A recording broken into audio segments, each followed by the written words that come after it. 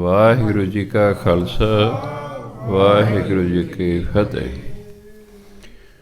ਸ਼੍ਰੀ ਗੁਰੂ ਗ੍ਰੰਥ ਸਾਹਿਬ ਦੇ ਅੰਗ ਨੰਬਰ 229 ਤੇ ਪਹਿਲੀ ਪੰਕਤੀ ਹੈ। ਗੌੜੀ ਮਹਿਲਾ ਪਹਿਲਾ। ਗੁਰ ਪ੍ਰਸਾਦੀ ਬੂਝ ਲੈ ਤੋ ਹੋਏ ਨਵੇਰਾ, ਘਰ ਘਰ ਨਾਮ ਨਿਰੰਜਨਾ ਸੋ ਠਾਕੁਰ ਮੇਰਾ। ਗੁਰ ਪ੍ਰਸਾਦੀ, ਗੁਰੂ ਦੀ ਕਿਰਪਾ ਨਾਲ ਬੂਝ ਲੈ, ਜੇ ਕਿਸੇ ਨੂੰ ਸਮਝ ਆ ਜਾਏ ਤਾਂ ਉਹਦਾ ਜੰਮਣ ਮਰਨ ਦਾ ਨਵੇੜਾ ਖਤਮ ਹੋ ਜਾਂਦਾ ਹੈ। ਫਿਰ ਉਹਨੂੰ ਕੀ ਪਤਾ ਲੱਗਦਾ? ਘਰ ਘਰ ਨਾਮ ਨਿਰੰਜਨਾ, ਹਰ ਇੱਕ ਸਰੀਰ ਦੇ ਵਿੱਚ ਪਰਮਾਤਮਾ ਦਾ ਨਾਮ ਹੈ। ਉਹ ਜਿਹਦਾ ਨਾਮ ਹੈ ਸੋ ਠਾਕੁਰ ਮੇਰਾ, ਉਹ ਮੇਰਾ ਮਾਲਕ ਹੈ। ਫਿਰ ਬੰਦਾ ਕੀ ਕਰੇ? ਨਾਮ ਜਪੇਗਾ ਅਤੇ ਫਿਰ ਜੰਮਣ ਮਰਨ ਦਾ ਚੱਕਰ ਖਤਮ ਹੋ ਜਾਏਗਾ, ਨਿਬੇੜਾ ਹੋ ਜਾਏਗਾ। ਬਿਨ ਗੁਰ ਸ਼ਬਦ ਨਾ ਛੂਟੀਐ, ਦੇਖੋ ਵਿਚਾਰਾ, ਜੇ ਲੱਖ ਕਰਮ ਕਮਾਵਹੀਂ ਬਿਨ ਗੁਰ ਅੰਧਿਆਰਾ।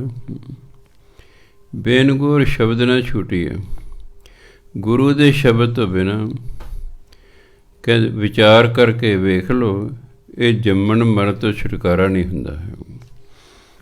ਜੇ ਲੱਖ ਕਰਮ ਕਮਾਵਹੀਂ, ਜੇ ਬੰਦਾ ਲੱਖਾਂ ਕਰਮ ਪਿਆ ਕਰੇ, ਬਿਨ ਗੁਰ ਅੰਧਿਆਰਾ, ਪਰ ਗੁਰੂ ਤੋਂ ਬਿਨਾਂ ਹਨੇਰਾ ਹੀ ਰਹਿੰਦਾ ਹੈ।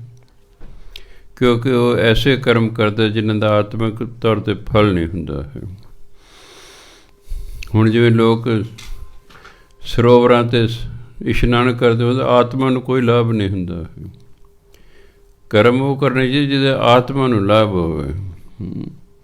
ਉਹ ਹੈ ਬਾਣੀ ਪੜ੍ਹਨਾ, ਨਾਮ ਜਪਣਾ, ਇਹਦੇ ਨਾਲ ਆਤਮਾ ਨੂੰ ਲਾਭ ਹੁੰਦਾ ਹੈ। ਗੁਰੂ ਤੋਂ ਬਿਨਾਂ ਹਨੇਰਾ ਹੋਣ ਕਰਕੇ, ਅਗਿਆਨਤਾ ਹੋਣ ਕਰਕੇ, ਚਾਹੇ ਲੱਖਾਂ ਧਾਰਮਿਕ ਕਰਮ ਪਿਆ ਕਰੇ, ਉਹ ਕਿਸੇ ਕੰਮ ਨਹੀਂ ਆਉਂਦੇ। ਉਹ ਤਾਂ ਛੁਟਕਾਰਾ ਨਹੀਂ ਬੰਦੇ ਦਾ ਹੁੰਦਾ। ਛੁਟਕਾਰਾ ਤੇ ਨਾਮ ਜਪ ਕੇ ਹੀ ਹੋਣਾ। ਬਿਨ ਗੁਰ ਸ਼ਬਦ ਨਾ ਛੂਟੀ ਹੈ, ਦੇਖੋ ਵਿਚਾਰ, ਕਹਿੰਦਾ ਵਿਚਾਰ ਕਰਕੇ ਵੇਖ ਲਓ, ਇਹ ਜੰਮਣ ਮਰਨ ਤੋਂ ਜਿਹੜਾ ਛੁਟਕਾਰਾ ਨਾ, ਇਹ ਗੁਰਮੰਤਰ ਤੋਂ ਬਿਨਾਂ ਨਹੀਂ ਹੁੰਦਾ। ਗੁਰੂ ਦੇ ਸ਼ਬਦ ਪਾ ਬਾਣੀ ਤੋਂ ਬਿਨਾਂ ਨਹੀਂ ਹੁੰਦਾ। ਜੇ ਲੱਖ ਕਰਮ ਕਮਾਵੇ, ਚਾਹੇ ਲੱਖਾਂ ਕਰਮ ਪਏ ਕਰੋ, ਬਿਨ ਗੁਰ ਅੰਧਿਆਰਾ, ਗੁਰੂ ਤੋਂ ਬਿਨਾਂ ਹਨੇਰਾ ਹੀ ਰਹਿੰਦਾ ਹੈ, ਅੰਦਰ ਅਗਿਆਨਤਾ ਬਣੀ ਰਹਿੰਦੀ ਹੈ। ਬਿਨ ਗੁਰ ਸ਼ਬਦ ਨ ਛੂਟੀਐ, ਬਿਨ ਗੁਰ ਸ਼ਬਦ ਨ ਛੂਟੀਐ, ਬਿਨ ਗੁਰ ਸ਼ਬਦ ਨ ਛੂਟੀਐ, ਬਿਨ ਗੁਰ ਸ਼ਬਦ ਨ ਛੂਟੀਐ। ਦੇਖੋ ਵਿਚਾਰਾ, ਦੇਖੋ ਵਿਚਾਰਾ, ਦੇਖੋ ਵਿਚਾਰਾ, ਦੇਖੋ ਵਿਚਾਰਾ। ਜੇ ਲੱਖ ਕਰਮ ਕਮਾਵੇ, ਜੇ ਲੱਖ ਕਰਮ ਕਮਾਵੇ, ਜੇ ਲੱਖ ਕਰਮ ਕਮਾਵੇ, ਜੇ ਲੱਖ ਕਰਮ ਕਮਾਵੇ।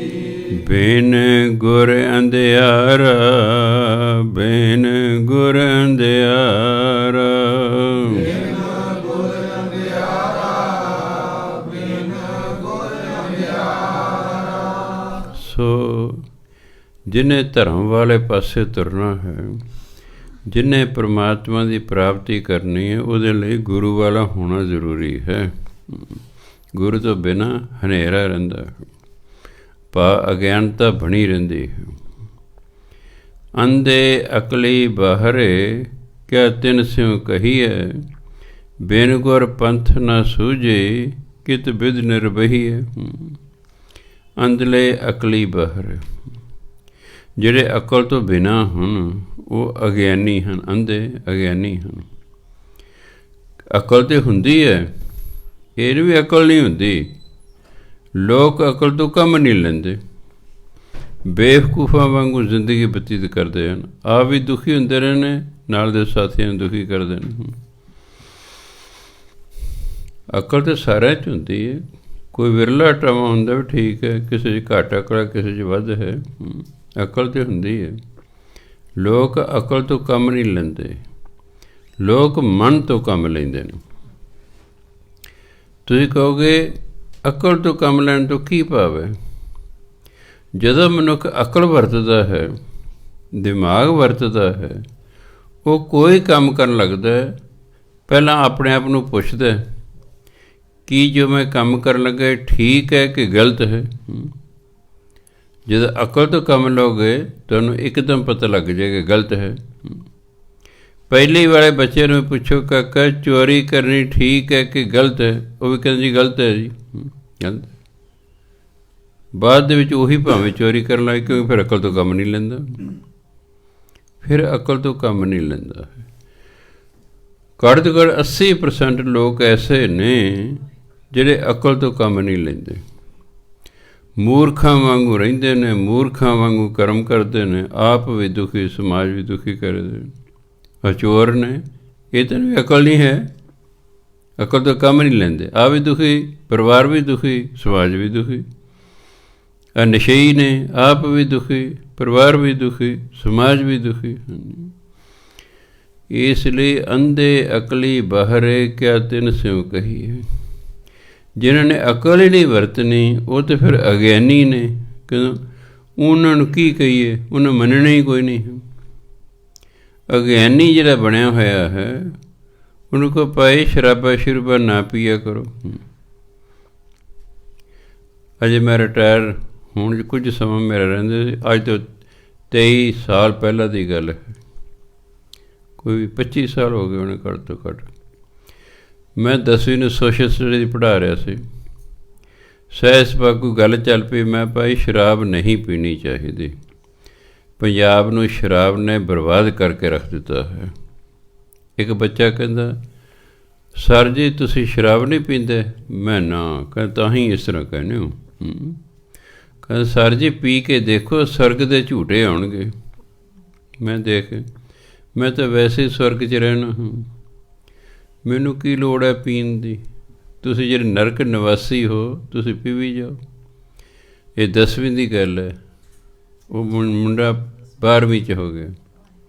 ਸਵੇਰੇ ਪ੍ਰੇਅਰ ਹੋ ਰਹੀ ਸੀ, ਮੈਂ ਸਟੇਜ 'ਤੇ ਖੜ੍ਹਾ, ਇੱਕ ਲੜਕੀ ਨੂੰ, ਉਹਦੇ ਪਿੰਡ ਦੇ ਇੱਕ ਲੜਕੇ ਆ ਕੇ ਮੇਰੇ ਕੰਨ 'ਚ ਕਿਹਾ ਸਰ ਜੀ ਉਹ ਜਿਹੜਾ ਕਹਿੰਦਾ ਸੀ ਨਾ ਪੀ ਕੇ ਵੇਖੋ ਸਵਰਗ ਦੇ ਝੂਟੇ, ਦੇ ਰਾਤੀ ਸ਼ਰਾਬ ਪੀ ਕੇ ਮਰ ਗਿਆ।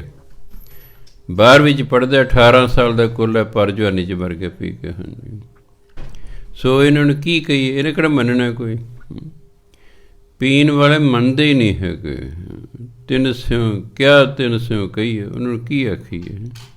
ਉਹ ਅਕਲ ਤੋਂ ਬਿਨਾਂ ਨੇ, ਅਗਿਆਨੀ ਨੇ, ਉਹ ਸੁਣਦੇ ਹੀ ਨਹੀਂ ਹੈਗੇ। ਬਿਨ ਗੁਰ ਪੰਥ ਨਾ ਸੂਝੇ। ਪੰਥ ਹੁੰਦਾ ਜੀਵਨ ਦਾ ਰਾਹ, ਜੀਵਨ ਜਿਉਣ ਦੀ ਜਾਚ। ਪੰਥ ਦਾ ਸ਼ਬਦੀ ਅਰਥ ਹੈ ਰਸਤਾ। ਬਿਨ ਗੁਰ ਪੰਥ ਨਾ ਸੂਝੇ, ਗੁਰੂ ਤੋਂ ਬਿਨਾਂ ਜ਼ਿੰਦਗੀ ਦਾ ਜਿਉਣ ਦਾ ਢੰਗ ਹੀ ਨਹੀਂ ਆਉਂਦਾ ਹੈ। ਕਿਤ ਬਿਧ ਨਿਰਭਈ ਹੈ, ਇਸ ਲਈ ਕਿਸ ਤਰ੍ਹਾਂ ਨਿਰਵਾਹ ਹੋਵੇ? ਪਰਮਾਤਮਾ ਨੇ ਇਸ ਲਈ ਕਿਸ ਤਰ੍ਹਾਂ ਨਿਰਵਾਹ ਸਾਡਾ ਹੋ ਸਕਦਾ ਹੈ? ਗੁਰੂ ਤੋਂ ਬਿਨਾਂ ਸੋਝੀ ਨਹੀਂ ਆਉਂਦੀ, ਅਤੇ ਅਸੀਂ ਲੋਕ ਗੁਰੂ ਵਾਲੇ ਹੈ ਨਹੀਂ, ਇਸ ਲਈ ਅਗਿਆਨੀ ਦੀ ਤਰ੍ਹਾਂ ਇਸ ਸੰਸਾਰ 'ਚ ਫਿਰੀ ਜਾਂਦੇ ਹਨ। ਜਿਹੜੇ ਉਹ ਗੁਰੂ ਜਿਹਨਾਂ ਨਾਲ ਜੇਲਾਂ ਹੋਈਆਂ ਨੇ, ਮੈਂ ਦੇਖਿਆ ਇਹ ਆਪਣੇ ਚੇਲਿਆਂ ਬਾਲਕਿਆਂ ਨੇ ਕਦੇ ਕੋਈ ਗਲਤ ਗੱਲ ਨਹੀਂ ਕਹੀ। ਮੈਂ ਉਹਨਾਂ ਦੀ ਕੈਸਟਾਂ ਵੀ ਸੁਣੀਆਂ, ਬੜੀ ਵਧੀਆ ਸਿੱਖਿਆ ਦਿੰਦੇ ਨੇ। ਇਸ ਲਈ ਹੋ ਸਕਦਾ ਚੇਲਿਆਂ ਬਾਲਕਿਆਂ ਦਾ ਸਿੱਖਿਆ ਸੁਣ ਕੇ ਭਲਾ ਹੋ ਜਾਏ, ਆਪ ਉਸ ਸਿੱਖਿਆ ਤੋਂ ਨਹੀਂ ਚੱਲੇ, ਨਤੀਜਾ ਜੇਲਾਂ ਹੋ ਗਈਆਂ ਹਨ, ਉਹ ਗੱਲ ਵੱਖਰੀ ਹੈ। ਆਪ ਅਕਲ ਤੋਂ ਕੰਮ ਨਹੀਂ ਲਿਆ, ਦੂਜਿਆਂ ਨੂੰ ਅਕਲ ਦਿੰਦੇ ਰਹੇ। ਸਿਆਣਾ ਹੁੰਦਾ ਪਹਿਲਾਂ ਆਪਣੇ ਬਾਰੇ ਸੋਚੇ, ਆਪਣੇ ਆਪ ਨੂੰ ਚੀਨਣਾ, ਆਪਣੇ ਆਪ ਨੂੰ ਜਾਣਨਾ, ਆਪਣੇ ਆਪ ਦੀ ਸੋਝੀ ਹੋਣਾ, ਆਪਣੇ ਬਾਰੇ ਸੋਚਣਾ, ਤਾਂ ਹੀ ਜਾ ਕੇ ਕੋਈ ਗੱਲ ਬਣੇਗੀ। ਮਨੁੱਖ ਸੋਚਦਾ ਹੀ ਨਹੀਂ ਹੈ, ਜੋ ਮਨ ਚਾਹੇ ਉਹ ਕਰ ਦਿੰਦਾ ਹੈ। ਤਾਂ ਕਹਿੰਦੇ ਅੰਧੇ ਅਕਲੀ ਬਾਹਰੇ, ਇਹ ਬਿਨਾਂ ਅਕਲ ਵਾਲੇ ਲੋਕ ਅਗਿਆਨੀ ਹਨ। ਕਿਆ ਤਿੰਨ ਸਿਉ ਕਹੀ, ਉਹਨਾਂ ਨੂੰ ਕੀ ਕਹੀਏ, ਕੀ ਸਮਝਾਈਏ ਉਹਨਾਂ ਨੂੰ? ਬਿਨ ਗੁਰ ਪੰਥ ਨਾ ਸੂਝੇ, ਕਿਤ ਬਿਧ ਨਿਰਭਈ ਹੈ। ਗੁਰੂ ਤੋਂ ਬਿਨਾਂ ਉਹਨਾਂ ਨੂੰ ਜੀਵਨ ਦਾ ਰਸਤਾ ਹੀ ਨਹੀਂ ਸੋਚਦਾ, ਇਸ ਲਈ ਉਹਨਾਂ ਦਾ ਕਿਸ ਤਰੀਕੇ ਨਿਰਵਾਹ ਹੋਵੇ।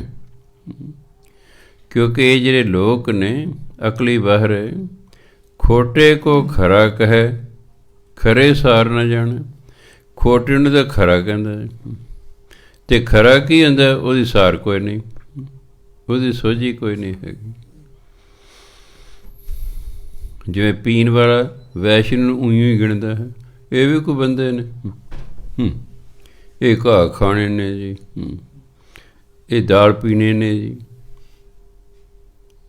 ਉਹ ਇਹੀ ਕਹਿੰਦਾ, ਆਵੇ ਘਾਹ ਖਾਣਿਓ, ਆਵੇ ਦਾਲ ਪੀਣਿਓ। ਫਿਰ ਖੋਟੇ ਨੂੰ ਖਰਾ ਅਤੇ ਖਰੇ ਨੂੰ ਖੋਟੇ ਕਹਿ ਰਹੇ ਨੇ। ਖੋਟੇ ਨੂੰ ਖਰਾ ਕਹਿੰਦਾ, ਖਰਾ ਕੌਣ ਹੈ, ਉਹਦੀ ਸੋਝੀ ਕੋਈ ਨਹੀਂ ਹੈਗੀ। ਅੰਧੇ ਕਾਰ ਨਾਉ ਪਾਰਖੂ, ਕਲੀ ਕਾਲ ਵਡਾਣ। ਇਹ ਕਲਯੁੱਗ ਦੇ ਵਿੱਚ ਅਸਚਰਜਗਰ ਵਡਾਣ, ਅਸਚਰਜ ਨੂੰ ਕਹਿੰਦੇ। ਕਲਯੁੱਗ ਦੇ ਵਿੱਚ ਅਸਚਰਜਤਾ ਇਸ ਗੱਲ ਦੀ ਹੈ ਕਿ ਜਿਹੜਾ ਅੰਨ ਹੈ ਉਹਦਾ ਨਾਂ ਪਾਰਖੂ ਰੱਖਿਆ ਹੋਇਆ ਹੈ,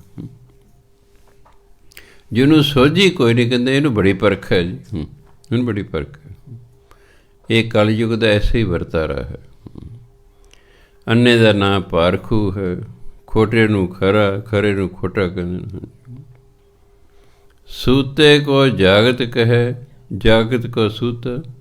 ਜਿਹੜਾ ਸੁੱਤਾ ਹੋਇਆ ਉਹਨੂੰ ਕਹਿੰਦੇ ਜਾਗਦਾ ਜੀ, ਜਿਹੜਾ ਜਾਗ ਰਿਹਾ ਕਹਿੰਦੇ ਸੁੱਤਾ ਹੋਇਆ ਹੈ।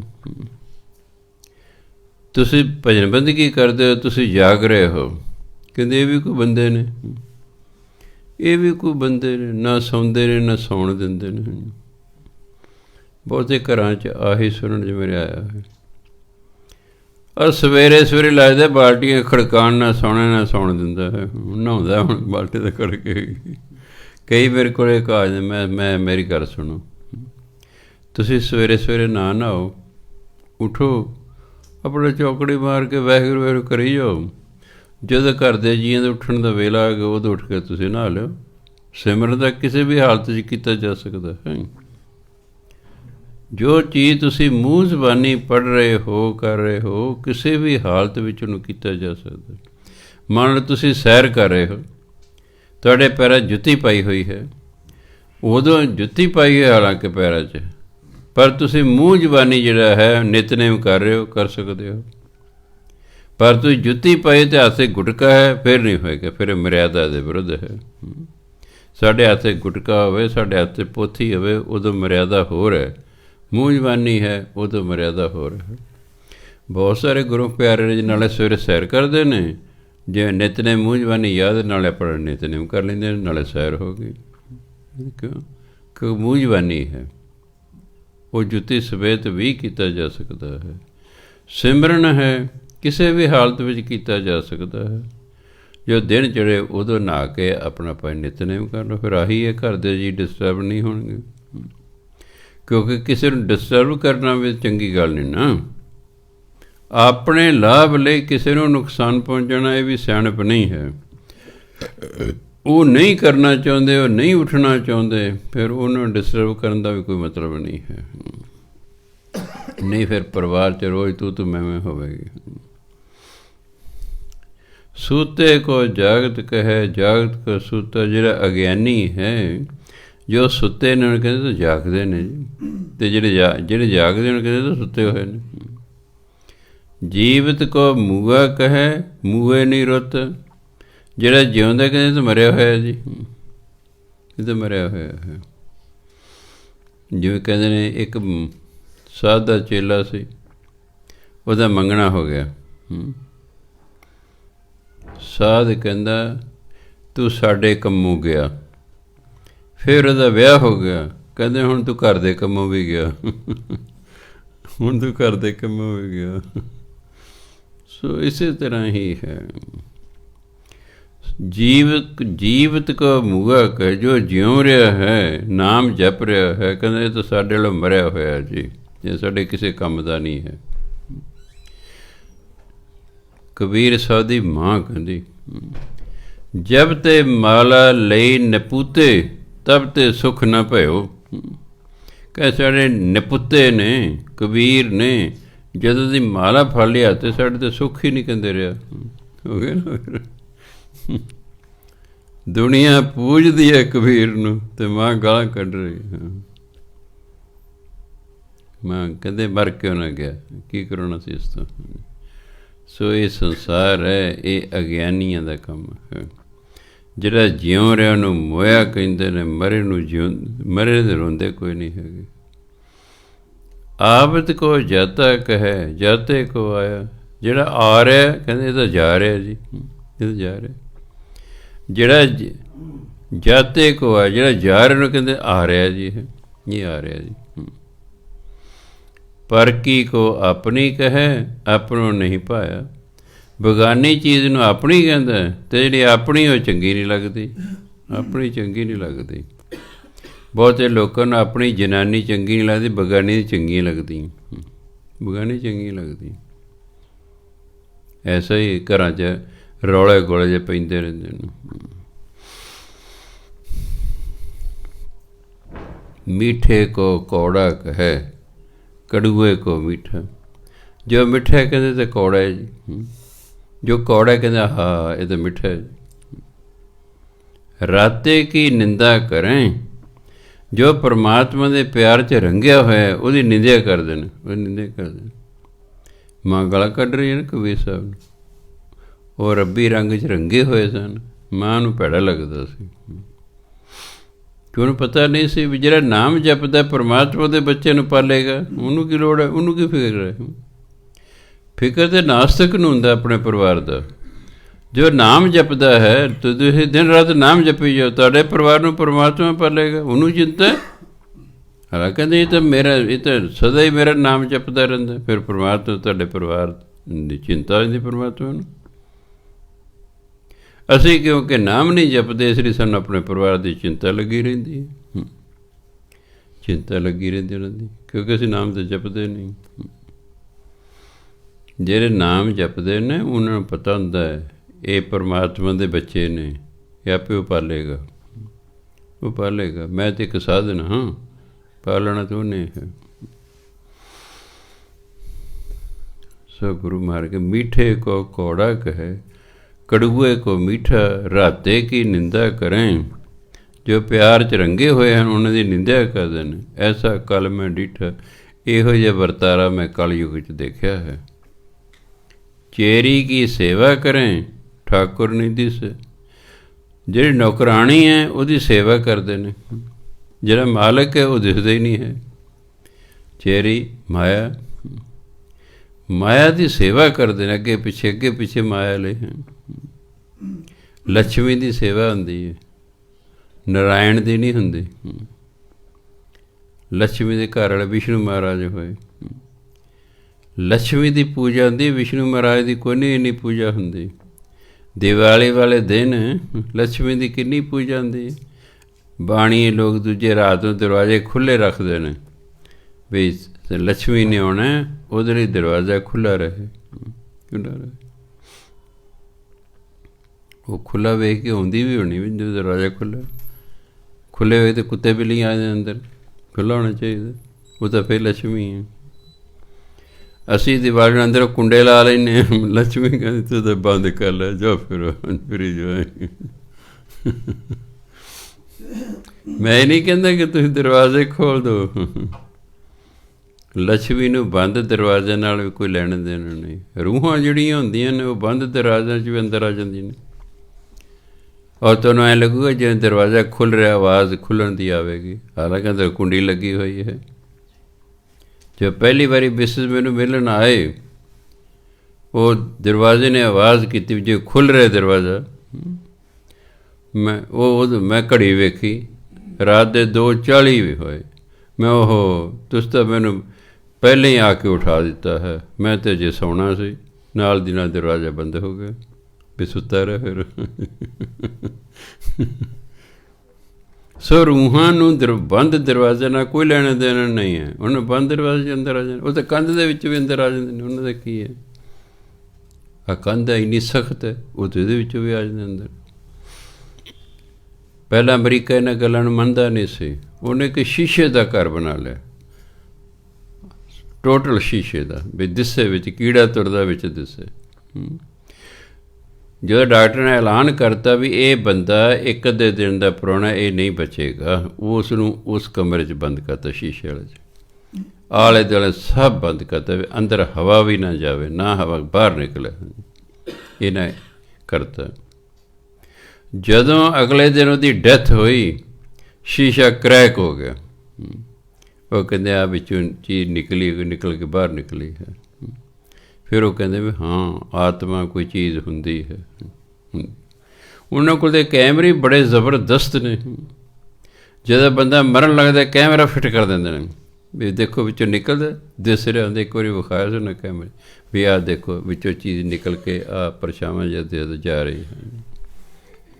ਸੋ ਇਹ ਤਾਂ ਰੂਹਾਂ ਹੁੰਦੀਆਂ ਨੇ, ਰੂਹਾਂ ਨੂੰ ਕੋਈ ਰੁਕਾਵਟ ਨਹੀਂ ਹੁੰਦੀ ਹੈ। ਖੈਰ, ਚੇਰੀ ਕੀ ਸੇਵਾ ਕਰੇ, ਮਾਇਆ ਦੀ ਸੇਵਾ ਕਰਦੇ ਨੇ, ਪੂਜਦੇ ਨੇ। ਮਾਇਆ ਦੀ ਦੇਵੀ ਦੀ ਪੂਜਾ ਹੁੰਦੀ ਹੈ।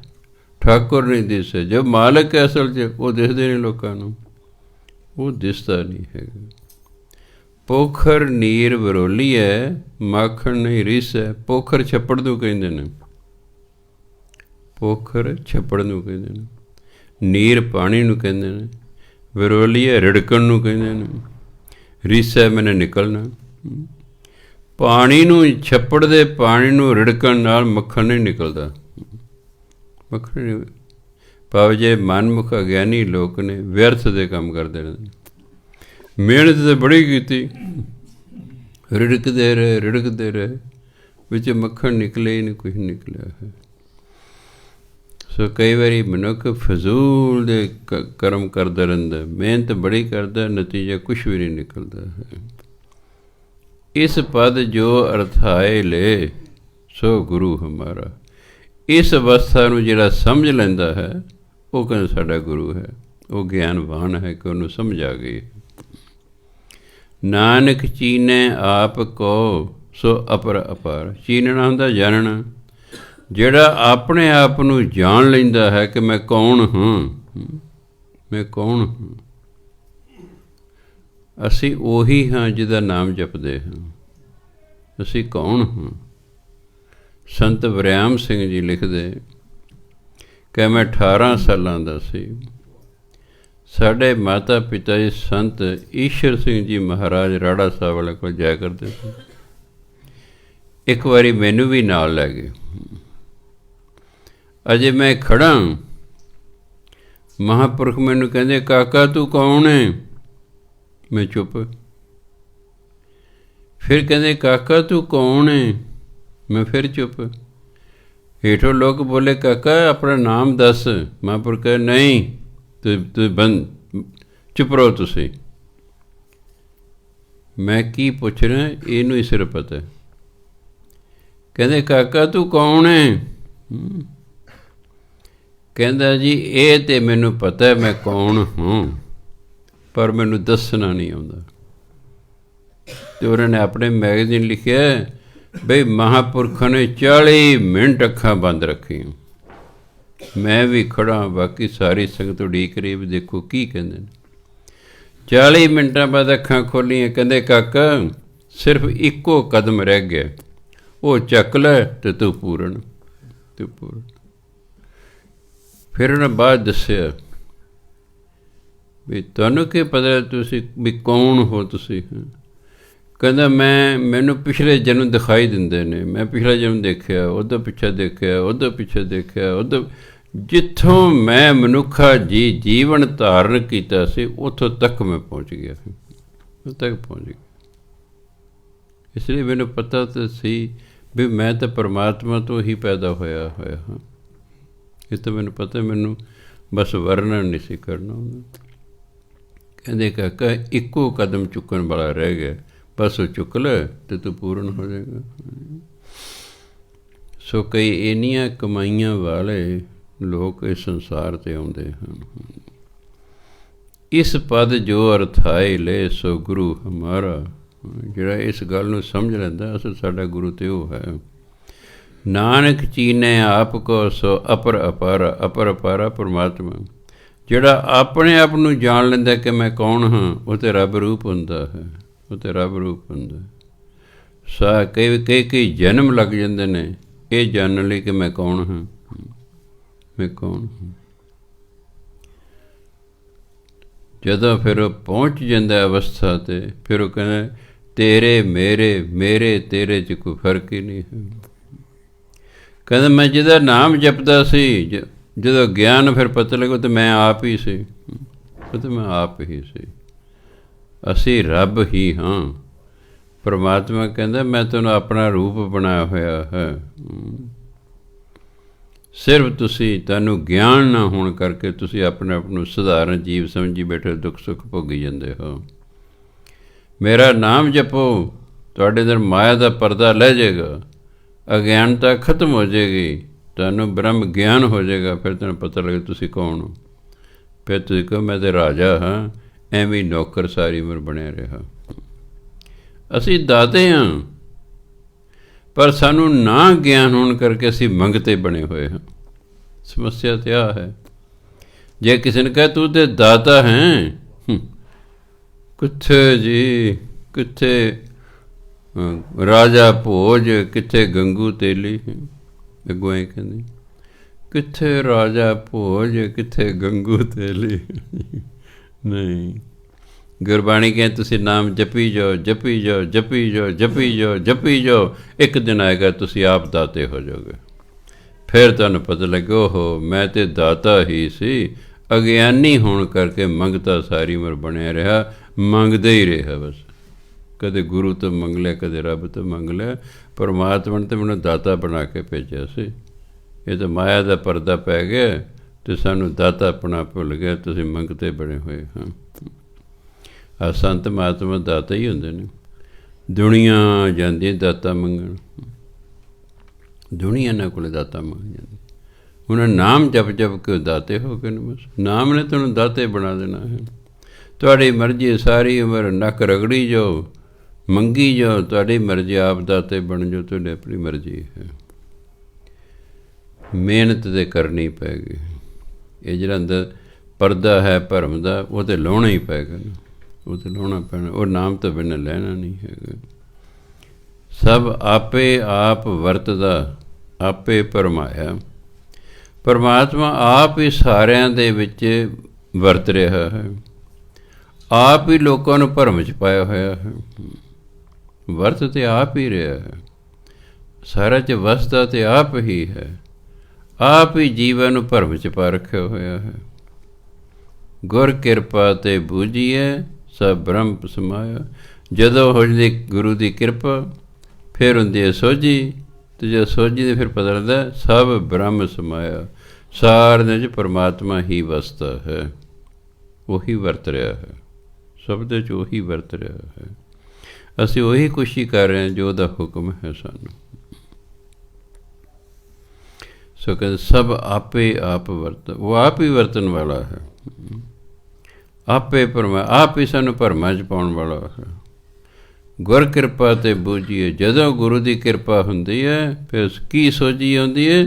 ਸਭ ਬ੍ਰਹਮ ਸਮਾਇਆ, ਕਿ ਸਭ ਤੇ ਪਰਮਾਤਮਾ ਵਸਦਾ ਹੈ। ਸਭ ਆਪੇ ਆਪ ਵਰਤਦਾ, ਸਭ ਆਪੇ ਆਪ ਵਰਤਦਾ, ਸਭ ਆਪੇ ਆਪ ਵਰਤਦਾ, ਸਭ ਆਪੇ ਆਪ ਵਰਤਦਾ। ਆਪੇ ਪਰਮਾਇਆ, ਆਪੇ ਪਰਮਾਇਆ, ਆਪੇ ਪਰਮਾਇਆ, ਆਪੇ ਪਰਮਾਇਆ। ਗੁਰ ਕਿਰਪਾ ਤੇ ਬੂਝੀਏ, ਗੁਰ ਕਿਰਪਾ ਤੇ ਬੂਝੀਏ, ਗੁਰ ਕਿਰਪਾ ਤੇ ਬੂਝੀਏ, ਗੁਰ ਕਿਰਪਾ ਤੇ ਬੂਝੀਏ। ਸਭ ਬ੍ਰਹਮ ਸਮਾਇਆ, ਸਭ ਬ੍ਰਹਮ ਸਮਾਇਆ, ਸਭ ਬ੍ਰਹਮ ਸਮਾਇਆ, ਸਭ ਬ੍ਰਹਮ ਸਮਾਇਆ। ਰਾਗ ਗੌੜੀ ਗੁਆਰੇਰੀ। ਰਾਗ ਦਾ ਨਾਮ ਹੈ ਗੌੜੀ ਗੁਆਰੇਰੀ। ਮਹਿਲਾ ਤੀਜਾ, ਤੀਸਰੇ ਪਾਤਸ਼ਾਹ ਦੀ ਬਾਣੀ ਹੈ, ਅਸ਼ਟਪਦੀਆਂ 'ਚ। ਅਸ਼ਟ ਹਿੰਦੀ ਦਾ ਸ਼ਬਦ ਹੈ, ਪਦ ਵੀ ਹਿੰਦੀ ਦਾ ਸ਼ਬਦ ਹੈ। ਅਸ਼ਟ ਮੈਨੇ 8, 8 ਪਦ ਜਿਹਦੇ ਹੁੰਦੇ ਨੇ ਉਹਨੂੰ ਕਹਿੰਦੇ ਅਸ਼ਟਪਦੀ। 2 ਪਦ ਹੈ ਦੁਪਦਾ, 1 ਪਦਾ, 4 ਪਦ, 3 ਨੇ ਤਿਪਦਾ, 4 ਨੇ ਚੌਪਦਾ, 8 ਨੇ ਅਸ਼ਟਪਦੀ। ਇੱਕ ਓੰਕਾਰ ਸਤਿਗੁਰ ਪ੍ਰਸਾਦ।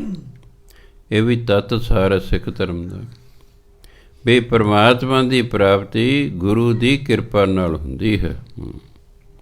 ਨਿਰਾ ਗੁਰੂ ਧਾਰਨ ਕਰਨ ਨਾਲ ਨਹੀਂ ਹੁੰਦੀ। ਨਿਗੋਰੇ ਨੂੰ ਤਾਂ ਖਰ ਹੁੰਦੀ ਹੋਈ ਨਹੀਂ, ਉਹ ਤਾਂ ਗੱਲ ਹੀ ਨਿਬੜੀ। ਫਿਰ ਕਈ ਨਿਗੋਰੇ ਪੁੱਛਦੇ ਅਸੀਂ ਕੀ ਕਰੀਏ? ਮੈਂ ਤੁਸੀਂ ਮੂਲ ਮੰਤਰ ਜਾਪ ਕਰਦੇ ਰਿਹਾ ਕਰੋ, ਤੁਹਾਨੂੰ ਸੰਸਾਰਕ ਲਾਭ ਮਿਲਦੇ ਰਹਿਣਗੇ, ਉਹ ਤਾਂ ਤੁਹਾਨੂੰ ਮਿਲਦੇ ਰਹਿਣਗੇ। ਕੋਈ ਬਾਣੀ ਆਉਂਦੀ ਹੈ ਉਹ ਪੜ੍ਹੀ ਜਾਓ, ਜਪਜੀ ਸਾਹਿਬ ਵੀ ਪੜ੍ਹੀ ਜਾਓ, ਉਹ ਵੀ ਨਹੀਂ ਹੁੰਦਾ ਭਾਈ ਮੂਲ ਮੰਤਰ ਜਾਪ ਕਰੀ ਜਾਓ। ਗੁਰਮੰਤਰ ਤਾਂ ਕਰੋਗੇ ਜੇ ਤੁਸੀਂ ਗੁਰੂ ਵਾਲੇ ਹੋ, ਗੁਰਮੰਤਰ ਤਾਂ ਤੁਹਾਨੂੰ ਮਿਲੇ ਹੀ ਨਹੀਂ ਹੈਗੇ। ਮੂਲ ਮੰਤਰ ਜਾਪ ਕਰਦੇ ਰਹੋ। ਤੁਹਾਡੇ ਜਿਹੜੇ ਸੰਸਾਰਕ ਕੰਮ ਨੇ ਉਹ ਸਾਰੇ ਹੁੰਦੇ ਰਹਿਣਗੇ। ਜਦੋਂ ਕਦੇ ਤੁਹਾਡਾ ਮਨ ਬਣੇ ਵੀ ਪਰਮਾਤਮਾ ਦੀ ਪ੍ਰਾਪਤੀ ਵੀ ਚਾਹੀਦੀ ਹੈ, ਉਦੋਂ ਫਿਰ ਗੁਰਮੰਤਰ ਲੈ ਲਿਓ ਅਤੇ ਫਿਰ ਗੁਰਮੰਤਰ ਦਾ ਜਾਪ ਕਰਿਓ। ਫਸਲ ਕਿਉਂਕਿ ਤੁਹਾਡੀ ਤਿਆਰ ਹੋਵੇਗੀ, ਤੁਸੀਂ ਮੂਲ ਮੰਤਰ ਜਾਪ ਕਰਦੇ ਰਹੋ, ਬਸ ਉਹਨੂੰ ਸਿੱਟੇ ਹੀ ਨਹੀਂ ਲੱਗੇ। ਜਦੋਂ ਫਿਰ ਤੁਸੀਂ ਗੁਰਮੰਤਰ ਦਾ ਜਾਪ ਕਰੋ, ਉਹਨੂੰ ਸਿੱਟੇ ਲੱਗ ਜਾਣਗੇ, ਦਾਣੇ ਪੈ ਜਾਣਗੇ, ਤੁਹਾਡੀ ਫਸਲ ਹੋ ਜਾਏ ਤਿਆਰ। ਇਸ ਲਈ ਗੁਰੂ ਦੀ ਕਿਰਪਾ ਨਾਲ ਪਰਮਾਤਮਾ ਦੀ ਪ੍ਰਾਪਤੀ ਹੁੰਦੀ ਹੈ। ਮਨ ਕਾ ਸੂਤਕ ਦੂਜਾ ਭਾਉ, ਭਰਮੇ ਭੂਲੇ ਆਵੋ ਜਾਓ। ਸੂਤਕ ਅਪਵਿੱਤਰਤਾ ਨੂੰ ਕਹਿੰਦੇ।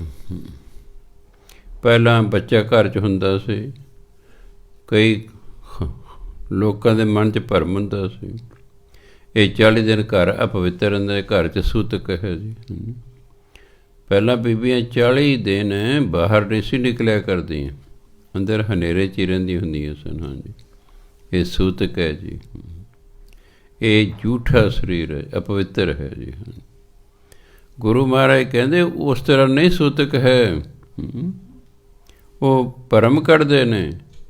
ਹੁਣ ਕਹਿੰਦੇ ਗੋਹੇ ਦੇ ਵਿੱਚ ਕੀੜਾ ਹੁੰਦਾ, ਜਦੋਂ ਤੁਸੀਂ ਉਸ ਨੂੰ ਜਲਾਉਣਾ ਕੀੜਾ ਵੀ ਤਾਂ ਨਾਲ ਹੀ ਸੜ ਗਿਆ, ਨਾਲ ਸੜ ਗਿਆ। ਲੱਕੜ 'ਚ ਵੀ ਕੀੜਾ ਹੁੰਦਾ, ਜਦ ਤੁਸੀਂ ਲੱਕੜੀ ਜਲਾਈ ਨਾਲ ਕੀੜਾ ਸੜ ਗਿਆ। ਕਹਿੰਦੇ ਇਹਨਾਂ ਵਹਿਮਾਂ ਭਰਮਾਂ 'ਚ ਨਹੀਂ ਪੈਣਾ ਹੈ ਵੀ ਅਪਵਿੱਤਰ ਹੋ ਗਿਆ ਜੀ। ਕਈ ਵਿਚਾਰੇ ਲੱਕੜਾਂ ਧੋ ਕੇ ਬਾਲਦੇ ਨੇ, ਲੱਕੜ ਧੋਂਦੇ ਨੇ, ਫਿਰ ਉਹਨੂੰ ਸੁਕਾਉਂਦੇ ਨੇ, ਫਿਰ ਬਾਲਦੇ ਨੇ। ਇਹ ਬੜਾ ਅਜੀਬ ਹਿੰਦੁਸਤਾਨ ਐ ਵਕਤ ਨੂੰ ਫੜਿਆ ਹੋਇਆ। ਦੱਸ ਇਹਨੂੰ ਕਹਿੰਦੇ ਵਕਤ ਨੂੰ ਫੜੇ ਰਹਿਣਾ। ਅਵਰ ਕਾਜ ਤੇਰੇ ਕਿਤੇ ਨਾ ਕੰਮ, ਇਹ ਅਵਰ ਕਾਜ ਨੇ, ਦੇਖਣ ਨੂੰ ਧਾਰਮਿਕ ਕਰਮ ਨੇ। ਗੁਰੂ ਮਹਾਰਾਜ ਇਹਨਾਂ ਨੂੰ ਅਵਰ ਕਾਜ ਕਹਿੰਦੇ। ਅਵਰ ਕਾਜ ਇਹ ਨਹੀਂ ਸਮਝ ਲੈਣਾ ਜਿਹੜਾ ਤੁਸੀਂ ਕੋਈ ਖੇਤੀਬਾੜੀ ਕਰਦੇ ਹੋ ਜਾਂ ਮਜ਼ਦੂਰੀ ਕਰਦੇ ਹੋ, ਦਿਹਾੜੀ ਕਰਦੇ ਹੋ, ਨੌਕਰੀ ਕਰਦੇ ਹੋ, ਇਹ ਅਵਰ ਕਾਜ ਨਹੀਂ ਹੈ। ਇਹ ਤਾਂ ਕਰਨੇ ਹੀ ਕਰਨੇ ਨੇ। ਉਹ ਧਾਰਮਿਕ ਕੰਮ ਜਿਹਨਾਂ ਦਾ ਆਤਮਾ ਨਾਲ ਸੰਬੰਧ ਹੀ ਕੋਈ ਨਹੀਂ ਹੈ, ਸੰਬੰਧ ਹੀ ਕੋਈ ਨਹੀਂ, ਉਹ ਅਵਰ ਕਾਜ ਨੇ। ਅਵਰ ਕਾਜ ਤੇਰੇ ਕਿਤੇ ਨਾ ਕੰਮ। ਲੱਕੜ ਧੋ ਕੇ ਜਲਾਣੀ, ਇਹ ਦੱਸ ਤੇਰੇ ਕਿਹੜੇ ਕੰਮ ਹੈ? ਇਹਦੇ ਨਾਲ ਤੇਰੀ ਆਤਮਿਕ ਤਰੱਕੀ ਹੋ ਜਾਏਗੀ, ਆਤਮਿਕ ਤਰੱਕੀ ਹੋ ਜਾਏਗੀ। ਗੁਰੂ ਨਾਨਕ ਦੇਵ ਜੀ ਵੀ ਇੱਕ ਜੋਗੀ ਆ ਗਿਆ ਜੀ, ਮੈਨੂੰ ਭੁੱਖ ਲੱਗੀ ਹੈ, ਮੈਨੂੰ ਸਿੱਧਾ ਦੇ ਦਿਓ ਸੁੱਕਾ ਰਾਸ਼ਨ। ਗੁਰੂ ਮਹਾਰਾਜ ਲੰਗਰ ਤਿਆਰ ਹੈ, ਕਿੱਥੇ ਕਿ ਤਿਆਰ ਕਰਦੇ ਫਿਰ ਇਹੀ ਚੱਕ ਲਓ। ਨਾ ਜੀ ਕਹਿੰਦੇ ਮੈਂ ਤਾਂ ਆਪਣਾ ਬਣਾ ਕੇ ਖਾਨਾ। ਹੁਣ ਵੀ ਬਥੇਰੇ ਕਈ ਹੈਗੇ ਸਿੱਖ, ਅਸੀਂ ਵਿਵੇਕੀ ਹਾਂ ਜੀ, ਸਾਨੂੰ ਸਮਾਨ ਦੇ ਦੇ ਬਣਾਵਾਂਗੇ ਅਸੀਂ ਆਪ। ਐਂ ਹੀ ਇੱਕ ਸਾਧ ਕੋਲੇ ਮੈਂ ਬੈਠਾ ਸੀ, ਤੁਹਾਡੀ ਕਲੋਨੀ 'ਚ ਆਇਆ। ਕਿਹੜੀ ਕਲੋਨੀ ਤੁਹਾਡੀ? ਪ੍ਰੇਮ ਨਗਰ। ਚਲੋ ਘਰ ਦੇ ਜੀਆਂ ਸਤਿਕਾਰ ਕੀਤਾ, ਪ੍ਰੋਗਰਾਮ ਮੁੱਕ ਗਿਆ। ਸੋਹਣਾ ਬੋਲੇ ਉਹ, ਠੀਕ ਹੈ, ਵਧੀਆ ਬੋਲੇ। ਅਸੀਂ ਦੋਨੋਂ ਲੰਗਰ ਛਕ ਰਹੇ ਹਾਂ। ਉਹਨੇ ਲੱਕੜੀ ਦੀ ਪਲੇਟ ਰੱਖੀ ਹੈ, ਲੱਕੜੀ ਦਾ ਚਮਚਾ ਰੱਖਿਆ ਹੋਇਆ ਹੈ। ਕਹਿੰਦੇ ਜੀ ਇਸ 'ਚ ਪਾ ਦਿਓ ਛਕਟ। ਮੈਂ ਮਹਾਤਮਾ ਜੀ ਇੱਕ ਮੇਰੀ ਬੇਨਤੀ ਹੈ, ਇਹ ਲੱਕੜੀ ਦੀ ਪਲੇਟ ਅਤੇ ਲੱਕੜੀ ਦਾ ਚਮਚਾ ਕਿਉਂ ਰੱਖਿਆ ਹੋਇਆ ਹੈ? ਜੋ ਕੁਛ ਰੋਟੀ ਨੂੰ ਸਬਜ਼ੀ ਨੂੰ ਲੱਗਣਾ ਸੀ ਉਹ ਤਾਂ ਘਰ ਦੇ ਜੀਆਂ ਦੇ ਹੱਥਾਂ ਨਾਲ ਲੱਗ ਗਿਆ ਹੈ। ਉਹਨਾਂ ਦੇ ਪਤੀਲੇ 'ਚ ਸਬਜ਼ੀ ਬਣੀ, ਉਹਨਾਂ ਦੇ ਤਵੇ 'ਤੇ ਰੋਟੀ ਪੱਕੀ ਹੈ, ਉਹਨਾਂ ਦੇ ਸਭ ਹੱਥਾਂ ਨਾਲ ਸਭ ਕੁਝ ਤਿਆਰ ਹੋਇਆ। ਤੁਹਾਡੇ ਲੱਕੜੀ ਦੀ ਪਲੇਟ 'ਚ ਅਤੇ ਲੱਕੜੀ ਦੇ ਚਮਚੇ ਨਾਲ ਖਾਣ ਨਾਲ ਕੀ ਹੋ ਜਾਏਗਾ? ਕਹਿੰਦੇ ਬਾਬਾ ਜੀ ਮੈਂ ਵੀ ਪੜ੍ਹਿਆ ਲਿਖਿਆ, मैं तुहाडी गल नाल सहमत हाँ। पर समस्या तो ये है, जिवें सिख जिहड़ा है जिवें तुहाडे गुरु महाराज कहे उवें कर देन तां ही गुरु खुश होएगा ना। जे सिख अपनी मर्जी करे फिर गुरु महाराज खुश नहीं ना होणगे। मैनूं ज्ञान है कि इहदे नाल कोई फर्क नहीं पैंदा, पर मेरे गुरु ने जिस तो मैं दक्षिणा लई है उन्हें कदों लकड़ी दे भांडे 'च ही खाना है तो लकड़ी दे चमचे नाल ही खाना है, इसलिए मेरी मजबूरी है। ये है तो अवर काज, ये धार्मिक काज नहीं है भी हाँ जी लकड़ी दे खाना तो की हो जाएगा जी, कोई आत्म तरक्की हो जाएगी, इस तरह कुछ नहीं होंदा है। बहुत सारी दुनिया वहमां भरमां ते ये तो भला होवे भगतां दा, भला होवे गुरुआं दा जिन्हां ने लोकां दे धार्मिक जीवन सौखे करते। संसारी तो पहला भी आई रहिंदे सी, हुण भी उस तरह रहिंदे ने। औखे ते धार्मिक लोग सन, उन्हां दे जीवन औखे सन धार्मिक लोकां दे। कोई एक लत्त ते खड़ा है, कोई पुठा लटक रहा है, कोई भुखा ही है कई दिनों का, हाँ जी, कोई धुप्पे बैठा है जी, कोई 100 कड़ा ठंडे पानी के सिर च पा रहा है जी। ये अवर काज ने, ये रब नहीं मिलता है। ये तो जो भगत आए वो गृहस्थी सन, अपना काम धंधा करते सन, कमा के खाते सन, नाल भजन बंदगी करते सन। गुरु महाराज ने भी यही किया, भाई घर बार छड्डण की लोड़ नहीं, औखे होने की लोड़ नहीं, जल तारे करन की लोड़ नहीं, धुप्पे बैठण की लोड़ नहीं, भुखे रहण की लोड़ नहीं। सगों सानूं सिर्फ इन्ना ही किया है दसम पातशाह ने, अल्पहार सुलभ सी निद्रा, कि थोड़ा खाओ थोड़ा समो। जिहड़ा थोड़ा खाएगा ना समेगा भी थोड़ा, क्यों नींद ही ने भुखे ने कभी नींद आउंदी हुंदी है। ज़्यादा खाओगे फिर हाँ घराड़े भी मारोगे तो ज़्यादा समोगे भी हाँ, क्यों ज़्यादा खा लिया है। जिन्ना अन्न खाओगे उन्नी सुस्ती होगी, अन्न च सुस्ती हुंदी है। सो कहने का कि मतलब है गुरु महाराज आए, जीवन सौखा हो गया धार्मिक लोगों का, कि भाई अपनी गृहस्थी रहो, ठीक है, अपने कार विहार करो, अपने दसां की किरत करके अपना परिवार पालो, बाकी जरा टाइम बचे उस भजन बंदगी करो, अपने किरत करो, नाम जपो, वंड के छको। कितनी ज़बरदस्त फिलासफी है। किरत करो वंड के छको, एक कम्यूनिस्टां की फिलासफी भी है। रशिया चाइना सब इस गल पर विश्वास करते हैं।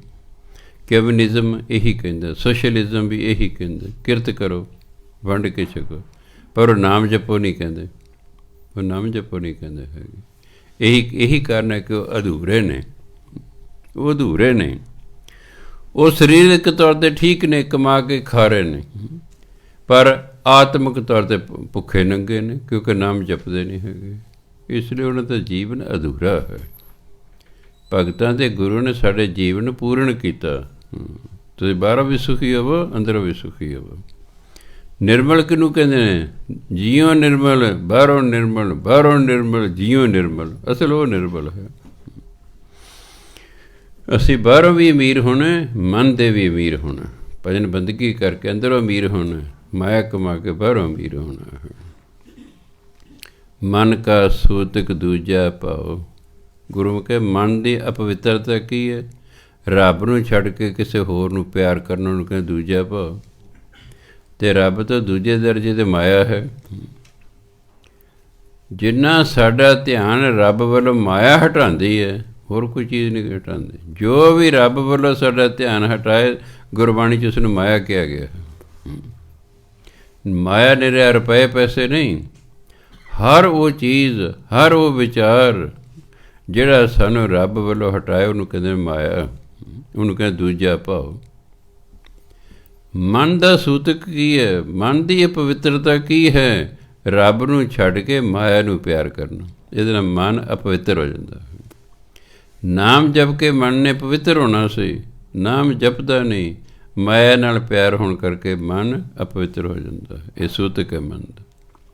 पर मैं भूले आवो जो, इहो जे लोग जे रब नूं प्यार नहीं करते, वो भरम च पै के भुल चुके हैं, वो रब नूं भुल ही गए हैं। आवो जाओ, इसलिए जमदे रहंदे ने, मरदे रहंदे ने, आउंदे रहंदे ने, जांदे रहंदे हैं। मनमुख सूत कबे न जाए, ਮਨਮੁਖ ਦਾ ਜਿਹੜਾ ਸੂਤ ਅਪਵਿੱਤਰਤਾ ਕਦੇ ਖਤਮ ਹੀ ਨਹੀਂ ਹੁੰਦੀ। ਮਨਮੁਖ ਦਾ ਮਨ ਕਦੇ ਪਵਿੱਤਰ ਹੋ ਹੀ ਨਹੀਂ ਸਕਦਾ। ਕਿੰਨਾ ਚਿਰ ਨਹੀਂ ਪਵਿੱਤਰ ਹੁੰਦਾ? ਜਿਸ ਚਿਰ ਜਿੰਨੀ ਦੇਰ ਤੱਕ ਸ਼ਬਦ ਨਾ ਭੀਜੇ, ਨਾਮ ਦੇ ਵਿੱਚ ਦਾ ਮਨ ਨਹੀਂ ਭੇਜਦਾ, ਹਰ ਕਹਿ ਨਾ ਹੈ, ਅਤੇ ਜਿੰਨਾ ਚਿਰ ਨਾਮ ਨਹੀਂ ਜਪਦਾ। ਨਾਮ ਨਾਲ ਜਿੰਨਾ ਚਿਰ ਉਹਦਾ ਮਨ ਨਹੀਂ ਭਿੱਜਦਾ, ਉਹਨਾਂ ਚਿਰ ਉਹਦੇ ਜਿਹੜਾ ਸੂਤਕ ਹੈ ਖਤਮ ਨਹੀਂ ਹੁੰਦਾ। ਮਨ ਦੀ ਅਪਵਿੱਤਰਤਾ ਪਰਮਾਤਮਾ ਦੇ ਨਾਮ ਨੇ ਖਤਮ ਕਰਨੀ ਹੈ। ਨਾਮ ਨਾ ਜਪਣ ਕਰਕੇ ਸਾਡੇ ਮਨ ਨੂੰ ਜਨਮਾਂ ਜਨਮਾਂਤਰਾਂ ਦੀ ਮੈਲ ਲੱਗ ਗਈ ਹੈ। ਜਨਮਾਂ ਜਨਮਾਂਤਰਾਂ ਤੋਂ ਮਨੁੱਖ ਨਾਮ ਨਹੀਂ ਜਪਦਾ, ਮਨ ਮੈਲਾ ਹੋਈ ਗਿਆ, ਹੋਈ ਗਿਆ, ਹੋਈ ਗਿਆ, ਹੋਈ ਗਿਆ। ਉਹ ਇੰਨਾ ਮੈਲਾ ਹੋ ਗਿਆ ਕਿ ਪਰਮਾਤਮਾ ਹੀ ਦਿਸਣੋਂ ਹਟ ਗਿਆ। ਮੈਲ ਨੇ ਪਰਮਾਤਮਾ ਨੂੰ ਢੱਕ ਲਿਆ ਹੈ। ਪਰਮਾਤਮਾ ਤੁਸੀਂ ਮੈਨੂੰ ਦੇਖਣਾ, ਤੁਸੀਂ ਹੀ ਮੈਨੂੰ ਢੱਕਿਆ ਹੋਇਆ ਮੈਲ ਨਾਲ। ਤੁਸੀਂ ਨਾਮ ਜਪਣਾ ਸ਼ੁਰੂ ਕਰ ਦਿਓ, ਉਹ ਕਿ ਮੈਲ ਉਤਰਨੀ ਸ਼ੁਰੂ ਹੋ ਜਾਏਗੀ, ਉਤਰਦੀ ਜਾਏਗੀ, ਉਤਰਦੀ ਜਾਏਗੀ। ਜਦੋਂ ਸਾਰੀ ਮਨ ਤੋਂ ਮੈਲ ਉਤਰ ਗਈ, ਮੇਰੇ ਤੁਹਾਨੂੰ ਦਰਸ਼ਨ ਹੋ ਜਾਣਗੇ। ਬਸ ਕਹੋ ਨਾਨਕ ਸੱਚ ਧਿਆਈਐ, ਸੁਚ ਹੋਵੇ ਤਾਂ ਸੱਚ ਪਾਈ। ਪਰਮਾਤਮਾ ਨੂੰ ਪ੍ਰਾਪਤ ਕਰਨ ਦਾ ਢੰਗ ਹੀ ਬਹੁਤ ਸੌਖਾ ਦਿੱਤਾ ਹੋਇਆ ਹੈ। ਇੱਕੋ ਲਾਈਨ 'ਚ ਹੀ ਗੱਲ ਨਿਬੇੜਦੀ ਗੁਰੂ ਨਾਨਕ ਦੇਵ ਨੇ। ਕਹੋ ਨਾਨਕ ਸੱਚ ਧਿਆਈਐ, ਇਹ ਭਾਈ ਪਰਮਾਤਮਾ ਦਾ ਨਾਮ ਜਪੋ, ਸੁਚ ਹੋਵੇ, ਫਿਰ ਤੁਹਾਡਾ ਮਨ ਸੁੱਚਾ ਹੋ ਜਾਏਗਾ। ਸੱਚ ਪਾਈਏ, ਤੁਹਾਨੂੰ ਪਰਮਾਤਮਾ ਦੀ ਪ੍ਰਾਪਤੀ ਹੋ ਜਾਏਗੀ। ਬਸ ਬਿਲਕੁਲ ਸੌਖਾ ਢੰਗ ਹੈ। ਮਿਹਨਤ ਤਾਂ ਅਸੀਂ ਕਰਨੀ ਹੈ, ਕੋਈ ਔਖਾ ਨਹੀਂ। ਇਹ ਨਹੀਂ ਦੱਸਿਆ ਹਾਂ ਜੀ ਇੱਕ ਲੱਤ ਦੇ ਖਲੋਤੇ ਰਹੋ ਜੀ, ਜੰਗਲਾਂ ਚਲੇ ਜਾਓ ਜੀ, ਪਹਾੜਾਂ 'ਤੇ ਚਲੇ ਜਾਓ ਜੀ, ਘਰ-ਬਾਰ ਛੱਡ ਕੇ ਚਲੇ ਜਾਓ ਜੀ, ਭੁੱਖੇ ਪਿਆਸੇ ਰਹੋ ਜੀ। ਹਾਂਜੀ, ਕੁਛ ਵੀ ਨਹੀਂ। ਜਿੱਥੇ ਵੀ ਹੋ ਉਸ 'ਤੇ ਰਹੋ, ਪਰਿਵਾਰ 'ਚ ਆਪਣਾ ਰਹੋ, ਨਾਮ ਜਪੀ ਜਾਓ। ਨਾਮ ਜਪਣ ਨਾਲ ਤੁਸੀਂ ਸੁੱਚੇ ਹੋ ਜਾਓਗੇ। ਜਿੱਦੇ ਸੁੱਚੇ ਹੋਗੇ ਉਹਦੇ ਸੱਚਾ ਮਿਲ ਜਾਏਗਾ। ਬਸ ਅਸੀਂ ਝੂਠੇ ਹਾਂ, ਮਨ ਦੇ ਮੈਲੇ ਹਾਂ, ਇਸ ਕਰਕੇ ਰੱਬ ਨਹੀਂ ਮਿਲੇ। ਜਦੋਂ ਮੈਲ ਲੈ ਗਈ, ਇਸ ਜਨਮ 'ਚ ਲੈ ਜੇ, ਅਗਲੇ 'ਚ ਲੈ ਜੇ, ਅਗਲੇ ਜਦੋਂ ਮੈਲ ਲਹੇਗੀ ਉਦੋਂ ਪਰਮਾਤਮਾ ਮਿਲੇਗਾ। ਅਤੇ ਮੈਲ ਕਿਵੇਂ ਲਹੇਗੀ? ਨਾਮ ਜਪ ਕੇ। ਮੈਲ ਕਿਵੇਂ ਲਹੇਗੀ? ਨਾਮ ਜਪ ਕੇ। ਕਹੋ ਨਾਨਕ ਸੱਚ ਧਿਆਈਐ, ਸੱਚ ਪਾ ਪਰਮਾਤਮਾ। ਸੁਚ ਹੋਵੇ, ਫਿਰ ਸੁਚਤਾ ਹੋ ਜਾਏਗੀ। ਸੱਚ ਪਾਈਏ, ਫਿਰ ਪਰਮਾਤਮਾ ਦੀ ਪ੍ਰਾਪਤੀ ਹੋ ਜਾਏਗੀ। ਮੈਂ ਦੇਖੋ ਇੱਕੋ ਲਾਈਨ 'ਚ ਗੁਰੂ ਮਹਾਰਾਜ ਨਿਬੇੜਤਾ। ਕੋਈ ਲੰਮੀ ਚੌੜੀ ਫਿਲਾਸਫੀ ਨਹੀਂ ਰੱਬ ਨੂੰ ਪਾਉਣ ਦੇ, ਅਤੇ ਨਾ ਹੀ ਕੋਈ ਬਹੁਤਾ ਔਖਾ ਸਾਧਨ ਹੈ। ਨਾਮ ਹੀ ਜਪਣਾ। ਬਸ ਉੱਠਦੇ ਬੈਠਦੇ ਤੁਰਦੇ ਫਿਰਦੇ ਲੇਟੇ, ਜਿਵੇਂ ਵੀ ਜਿਸ ਵਿਵਸਥਾ ਤੁਸੀਂ ਹੋ, ਬਸ ਵਾਹਿਗੁਰੂ ਵਾਹਿਗੁਰੂ ਕਰਦੇ ਰਹਿਣਾ। ਸਿਰਫ ਇੰਨਾ ਕਿ ਧਿਆਨ ਇਸ ਸ਼ਬਦ ਵੱਲ ਹੋਣਾ ਚਾਹੀਦਾ। ਇਹ ਨਾ ਹੋਵੇ ਵੀ ਵਾਹਿਗੁਰੂ ਵਾਹਿਗੁਰੂ ਕਰੀ ਜਾਓ ਅਤੇ ਸਮੋਸੇ ਵੀ ਬਾਜ਼ਾਰ 'ਚ ਖਾ ਰਹੇ ਹੋ, ਬੈਠੇ ਘਰ ਹੀ ਹੋ, ਵਾਹਿਗੁਰੂ ਵਾਹਿਗੁਰੂ ਕਰ ਰਹੇ ਹੋ, ਅਤੇ ਸੰਤ ਜੀ ਦੀ ਦੁਕਾਨ 'ਤੇ ਕੁੜੀ ਲਈ ਕੱਪੜਾ ਖਰੀਦ ਰਿਹਾ, ਵਿਆਹ ਕਰਨਾ ਜੀ। ਹਾਂਜੀ, ਫਿਰ ਉਹ ਵਾਹਿਗੁਰੂ ਪ੍ਰਵਾਨ ਨਹੀਂ ਹੁੰਦਾ। ਧਿਆਨ ਹੋਣਾ ਚਾਹੀਦਾ। ਧਿਆਨ ਨਾਲ ਵਾਹਿਗੁਰੂ ਵਾਹਿਗੁਰੂ ਕਰਦੇ ਰਹੋ। ਜਿੰਨੇ ਧਿਆਨ ਨਾਲ ਕਰੋ ਉਨੀ ਮੈਲ ਛੇਤੀ ਲਹੇਗੀ। ਬੇਧਿਆਨੇ ਹੋ ਕੇ ਕਰਾਂਗੇ ਮੈਲ ਬਹੁਤ ਘੱਟ ਲਹੇਗੀ। ਧਿਆਨ ਨਾ ਕਰਾਂਗੇ ਮੈਲ ਲੈਂਦੀ ਜਾਏਗੀ, ਲੈਂਦੀ ਜਾਏਗੀ। ਇੱਕ ਦਿਨ ਮਨ ਸਾਫ਼ ਹੋ ਜਾਏਗਾ। ਜਿੱਦੇ ਮਨ ਸਾਫ਼ ਹੋ ਗਿਆ, ਸੁੱਚਾ ਹੋ ਗਿਆ, ਸੱਚ ਦੀ ਪ੍ਰਾਪਤੀ ਹੋ ਜਾਏਗੀ। ਇਸ ਲਈ ਕਹਿੰਦੇ ਸਭੋ ਸੂਤਕ ਜੇਤਾ ਮੋਹ ਆਕਾਰ। ਆਕਾਰ ਜੋ ਦਿਖਾਈ ਦੇ ਰਿਹਾ ਹੈ, ਜੋ ਵੀ ਵਿਖਾਈ ਦੇ ਰਿਹਾ, ਜਿੰਨਾ ਉਹਦੇ ਨਾਲ ਮੋਹ ਹੋਵੇਗਾ ਓਨਾ ਹੀ ਮਨ ਅਪਵਿੱਤਰ, ਓਨਾ ਹੀ ਸੂਤਕ। ਜਿੰਨਾ ਮੋਹ ਪਿਆਰ ਹੋਏਗਾ ਚੀਜ਼ਾਂ ਨਾਲ, ਸਰੀਰਾਂ ਨਾਲ, ਓਨਾ ਹੀ ਅਪਵਿੱਤਰਤਾ, ਮਨ ਅਪਵਿੱਤਰ ਹੁੰਦਾ ਜਾਏਗਾ। ਮਰ ਮਰ ਜੰਮੇ ਵਾਰੋ ਵਾਰ।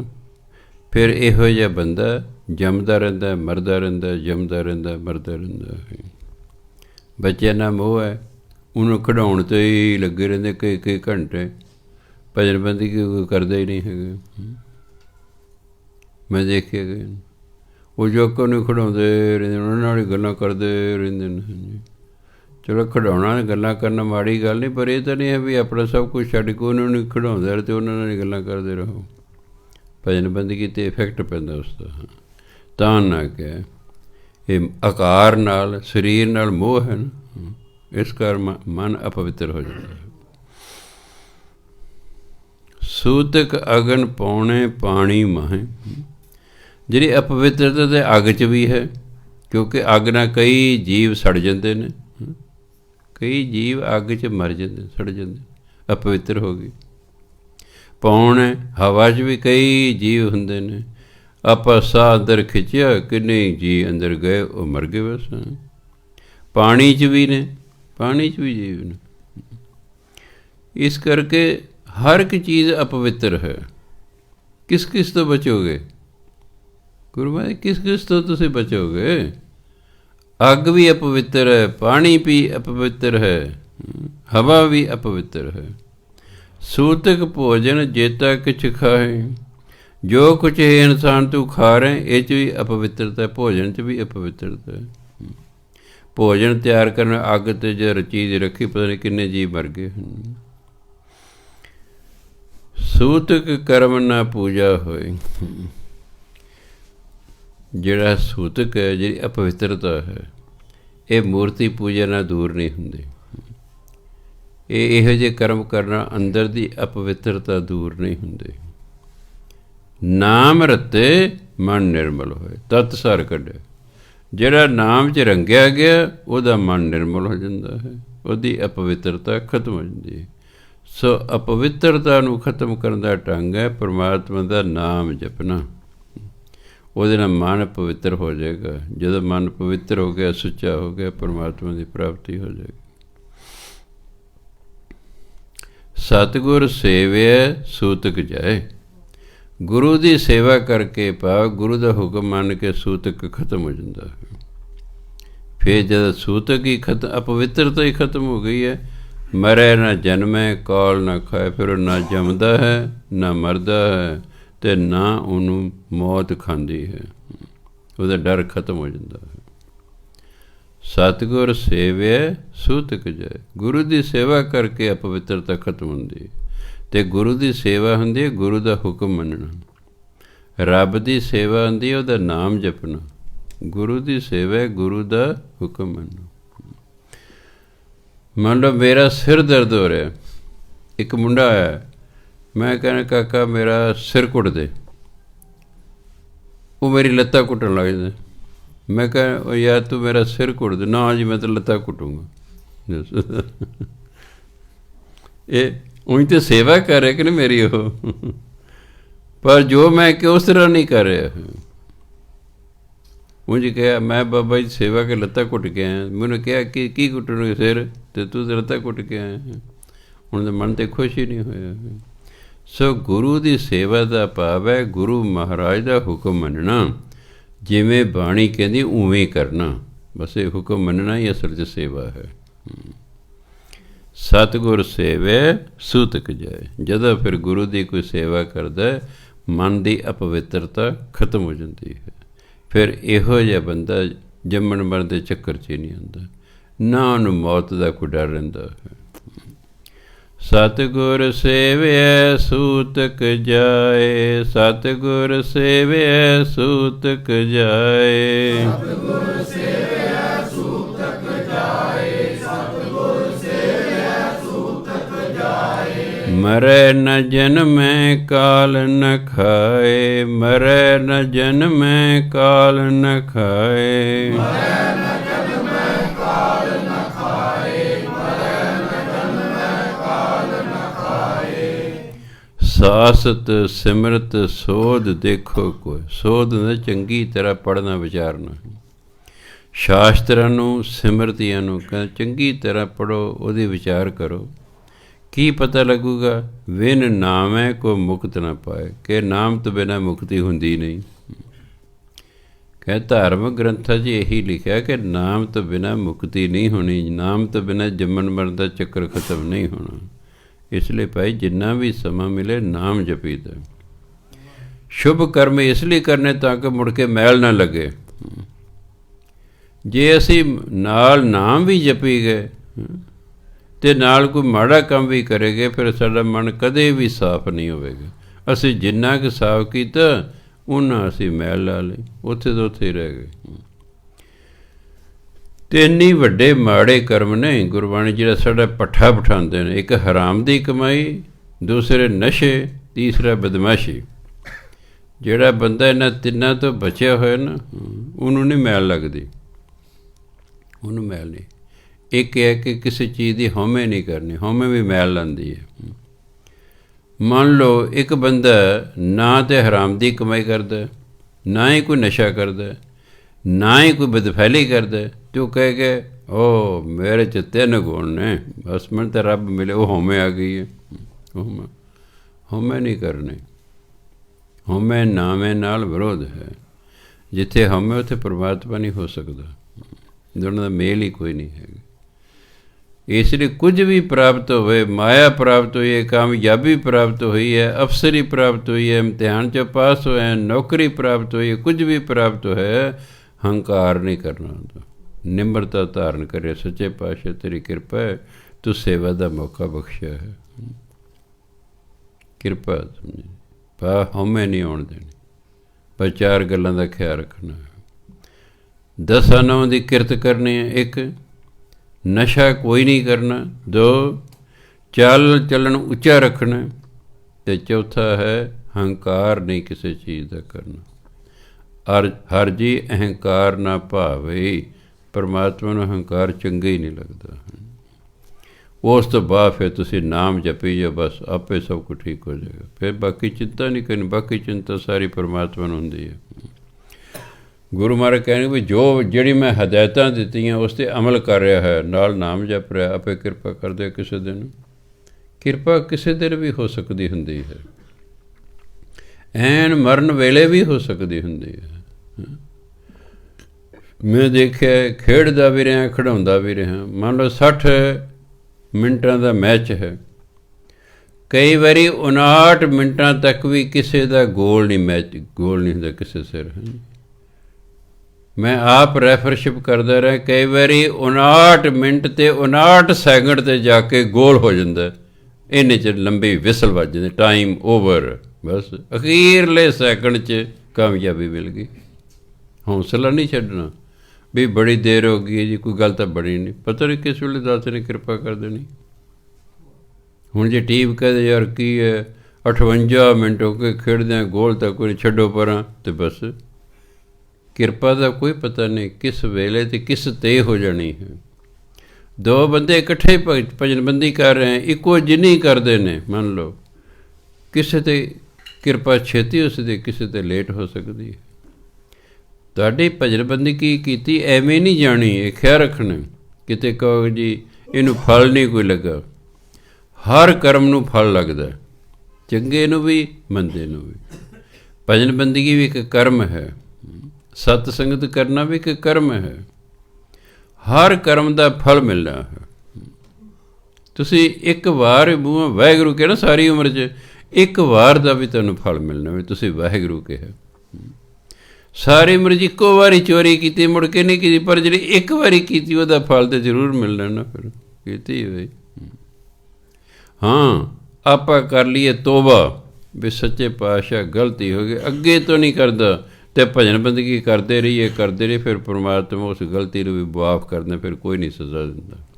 ਪਿਛਲੇ ਔਗਣ ਬਖਸ਼ ਲੈ, ਪ੍ਰਭ ਅੱਗੇ ਮਾਰਗ ਪਾਵੇ, ਬਖਸ਼ ਦਿੰਦਾ ਹੋ। ਇਸ ਲਈ ਕੋਸ਼ਿਸ਼ ਕਰਨੀ ਕਿ ਅਸੀਂ ਕੋਈ ਗਲਤ ਕੰਮ ਨਹੀਂ ਕਰਨਾ। ਉਹ ਕੋਈ ਕੰਮ ਨਹੀਂ ਕਰਨਾ ਜਿਹੜਾ ਗੁਰਬਾਣੀ ਦੇ ਵਿਰੁੱਧ ਹੈ, ਅਤੇ ਭਜਨ ਬੰਦਗੀ ਕਰ ਦੇਣਾ, ਭਾਵੇਂ ਪਰਿਵਾਰ ਪਾ ਲਓ। ਤਾਂ ਗੁਰੂ ਮਹਾਰਾਜ ਕਹਿੰਦੇ ਜੁਗ ਬਿਨ ਨਾਮੇ ਕੋ ਮੁਕਤ ਨਾ ਹੋਏ। ਨਾਮ ਤੋਂ ਬਿਨਾਂ ਕੋਈ ਮੁਕਤ ਨਹੀਂ ਹੁੰਦਾ। ਯੁਗ ਚਾਰੇ ਨਾਮ ਉੱਤਮ ਸ਼ਬਦ ਵਿਚਾਰ। 4 ਯੁੱਗਾਂ ਦੇ ਵਿੱਚ ਨਾਮ ਨੂੰ ਉੱਤਮ ਗਿਣਿਆ ਗਿਆ ਹੈ। ਗੁਰੂ ਦੇ ਸ਼ਬਦੀ ਵਿਚਾਰ ਨੂੰ ਉੱਤਮ ਗਿਣਿਆ ਗਿਆ ਹੈ। ਆ ਬਾਣੀ ਪੜ੍ਹਨਾ, ਬਾਣੀ ਦੀ ਵਿਚਾਰ ਕਰਨਾ ਵੀ ਉੱਤਮ ਹੈ। ਨਾਮ ਜਪਣਾ ਇਹ ਵੀ ਉੱਤਮ ਕਰਮ ਹੈ। ਕਲ ਮੈਂ ਗੁਰਮੁਖ ਉਤਰ ਸਪਾਰ। ਇਹ ਫਿਰ ਜਿਹੜਾ ਨਾਮ ਜਪਦਾ ਉਹ ਹੁੰਦਾ ਗੁਰਮੁਖ, ਅਤੇ ਫਿਰ ਉਹ ਕਲਯੁਗ ਦੀ ਗੁਰਮੁਖ ਜਿਹੜਾ ਉਹਦਾ ਪਾਰ ਉਤਾਰਾ ਹੋ ਜਾਂਦਾ ਹੈ।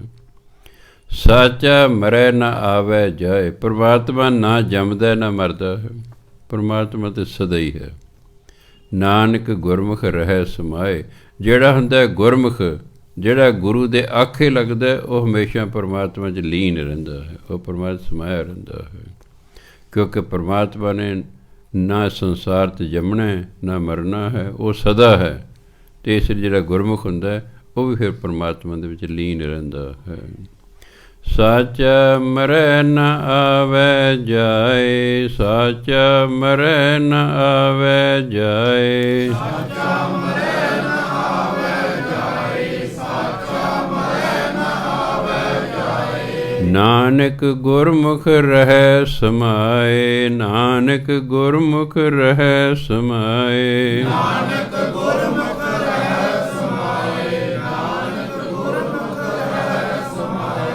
ਇਸ ਲਈ ਭਾਈ ਆਪਾਂ ਨੇ ਸ਼ੁਭ ਕਰਮ ਕਰਨੇ, ਨਾਮ ਜਪਣਾ, ਬਾਕੀ ਆਪਣੀ ਦਸਾਂ ਨਾਮ ਦੀ ਕਿਰਤ ਕਰਕੇ ਆਪਣਾ ਪਰਿਵਾਰ ਪਾਲਣਾ ਹੈ।